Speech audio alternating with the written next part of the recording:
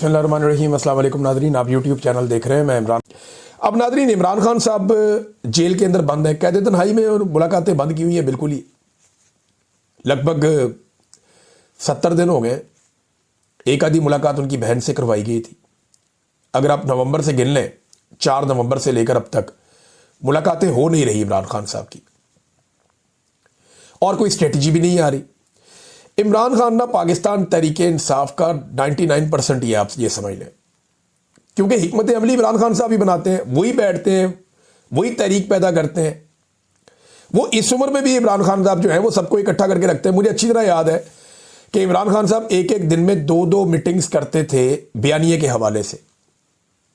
वो 2-2 मीटिंग्स करते थे कि हमारी लड़ाई बहुत बड़ी है, नैरेटिव बनाना पड़ेगा, बात करनी पड़ेगी, ये वाले इशू पे क्या करना है, इस पे क्या करना है। बार बार अपने साथियों से मुशावरत करते थे, बार बार हिकमत अमली बनाते थे, और इमरान खान साहब बहुत मुतहर्रिक रखते थे पूरे सिस्टम को, पूरी पार्टी को। क्योंकि देखिए, पाकिस्तान तहरीके इंसाफ हालत जंग में है पिछले 3-4 साल से। एस्टेब्लिशमेंट ने उनके लिए जंग के दरवाजे खोले हुए, मारो इनको, तबाह बर्बाद कर दो, ये कर रही है एस्टेब्लिशमेंट। तो मिलिट्री एस्टेब्लिशमेंट तो जंग के अंदर उतरी हुई है, बयानिए की एक जंग में।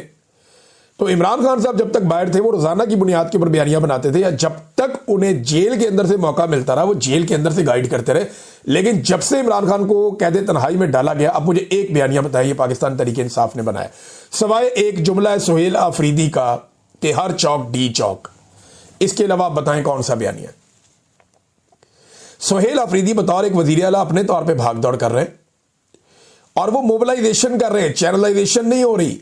मोबिलाइज करना और चैनलाइज करना दो अलग अलग चीजें हैं। जो लोग समझते हैं उन्हें आइडिया हो गया है कि वो सिर्फ एक तहरीक चलाने के लिए लोगों को मोबिलाइज कर रहे हैं, विजुअल्स बन रहे हैं, वो अपनी जिम्मेदारी पूरी कर रहे हैं। लेकिन ग्राउंड के ऊपर स्ट्रीट मूवमेंट के लिए जो लोगों को चैनलाइज करना है, जो लोगों को जोड़ना है, वो काम नहीं हो रहा। मैं सीरियस आपको बता रहा हूं। इमरान खान साहब ने इख्तियारात दिए सलमान अकरम राजा साहब को, वो पॉलिटिकल कमेटी की तरह कौन से फैसले, जहां रोजाना की बुनियाद पे बयानिया आता था, वहां पे आपको कई कई हफ्ते आपको बयानिया ही कोई नहीं आता। आपको पता ही नहीं चलता पाकिस्तान तहरीक इंसाफ है किधर, और इनका स्टेटमेंट क्या आएगा, या इनका मौक़िफ़ क्या है किसी चीज के ऊपर। आप ढूंढते रहते हैं टेलीफोन करके इधर उधर कि जनाब इस चीज पे मौक़िफ़ दे, और कोई मौक़िफ़ देने के लिए भी तैयार नहीं होता। ये हालात हो गए। अब बयानिए की इस लड़ाई के अंदर इमरान खान साहब कैद तन्हाई में, वो तो अब लड़ नहीं सकते, उनको तो बिल्कुल ओझल कर दिए। तो जिन लोगों को इमरान खान साहब ने लड़ने की ड्यूटी दी है वो किधर है? बार बार इमरान खान साहब ने कहा कि इस्लामाबाद हाई कोर्ट जाएं, इस्लामाबाद हाई कोर्ट जाएं, बार बार उन्होंने कहा। लेकिन पाकिस्तान तहरीके इंसाफ के लोग जाते ही नहीं। जाते हैं तो चंद लोग चले जाते हैं। 350 की तादाद है आपकी, 300 से ज्यादा हैं आप। MNAs, MPAs, सेनेटर्स 350 है। ये सिर्फ वो है जो अरकान असेंबली है। ये 300 से ज्यादा लोग चले जाएं अगर रेड जोन में हाई कोर्ट की बिल्डिंग के अंदर, और जजों से अपने वकला के साथ खड़े होकर इंसाफ मांगे, और वकला तंजीमें जो इमरान खान के साथ हैं वो भी वहां पे उनके साथ जुड़ जाएं, तो शाम के वक्त घसीट की पुलिस बाहर निकालेगी ना, तो रेड जोन है भाई, सारी एम्बेसी है वहां पे। पूरी दुनिया के अंदर रोला जाएगा, पूरी दुनिया के अंदर शोर मचेगा। इस्लामाबाद हाई कोर्ट में सैकड़ों मीडिया वाले पहुंच जाएंगे, बैनुल-अक़वामी मीडिया पहुंच जाएगा, देखो ये क्या हो रहा है पाकिस्तान में। अगले दिन सुबह फिर नहा धो के फिर आ जाए आप वहां पे। क्या होगा? गिरफ्तार कर लेंगे ज्यादा। बेशुमार लोग गिरफ्तार हुए। वो लोग भी गिरफ्तार हुए जिन्होंने वोट नहीं लिए, जो असेंबलियों में नहीं पहुंचे, जिन्हें मुराद नहीं मिली, वो भी गिरफ्तार हुए, और उन्हें मिलनी भी नहीं है। जिन लोगों को इस लड़ाई में कुछ नहीं मिलना, वो गिरफ्तारियां दे रहे हैं, कुर्बानियां दे रहे हैं, और जो इस लड़ाई के बेनिफिशियरी है, लीडर बने फिरते हैं, वो कुर्बानी देने से भाग रहे हैं। एक बड़े रहनुमा ने यह कहा जनाब कि मैं गिरफ्तार हो गया तो मेरा बहुत बड़ा माली नुकसान हो जाएगा। कई वकील इसलिए जजेस को जाकर चैलेंज नहीं करते, अदालतों के अंदर सख्त रवैया नहीं अपनाते, उन्हें पता है उनके अपने प्राइवेट केसेस है करोड़ों रुपए के। वो कहते जी हमारा नुकसान हो जाएगा अगर हमने अदलिया से बिगाड़ दी तो इमरान खान साहब के लिए किसी किस्म की कोई हिकमत अमली नहीं है, ये बिल्कुल क्लियर है। आसिम मुनीर साहब इमरान खान साहब को नहीं छोड़ेंगे।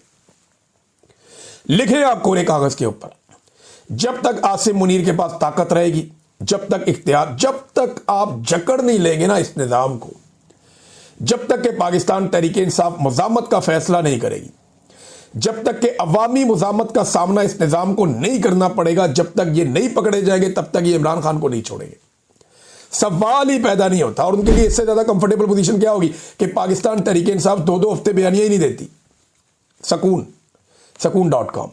तो ये जनाब ऐसा लगता है कि सारे सकून से बैठ गए हैं। मैं कोई फतवा जारी नहीं कर रहा, मैं इसके हक में भी नहीं हूं कि इसको ये कहूं, इसको ये कहूं, इसको ये कहूं, तूने ये क्यों नहीं किया। मुझे बुरा लगता है लोग एक दूसरे की तस्वीरें बिगाड़ते हैं, उनके बारे में मीम्स बनाते हैं, तुम कंप्रोमाइज्ड हो, तुम फौज के साथ मिल गए, लोग ये करते हैं।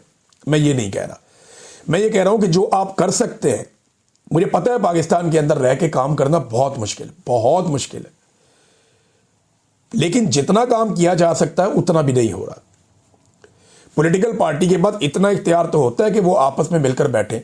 आपके साथ एस्टेब्लिशमेंट ने एक जंग छेड़ी हुई है। आपका वॉर रूम किधर है जहां बैठ के आप स्ट्रेटेजी बनाते हैं? आखिरी स्ट्रेटेजी आपने कब बनाई थी? एक पॉलिटिकल कमेटी बनी है, सुना उसकी कोई मीटिंग 1-2 हुई है, लेकिन पता ही नहीं क्या मीटिंग हुई है। उसका कोई एलामिया, कोई चीज हमारे पास है ही नहीं। वो तहरीक तहफ़्फ़ुज़ आईन पाकिस्तान वाले बैठते हैं, वो बैठ के कोई बात करते हैं, लेकिन उसके बाद सब गायब हो जाता है। वही लोग कोशिश कर रहे हैं। तो ये इमरान खान साहब के साथियों ने इमरान खान साहब के लिए मादरत के साथ जो वो कर सकते थे वो उन्होंने नहीं किया। हत्ता कि जिन लोगों ने आवाज उठाई ना, उनके लिए भी इन्होंने आवाज नहीं उठाई। मैं 2 नाम आपके सामने रखता हूं, साबिर शाकिर, मोहित पीरजादा। इन दोनों को 85 साल सजा हुई है। मुझे बताएं ये किसके लिए आवाज उठाते हैं? इमरान खान के लिए। पाकिस्तान तहरीक इंसाफ के ऊपर होने वाली ज्यादतियों के खिलाफ आवाज उठाते हैं ना दोनों लोग।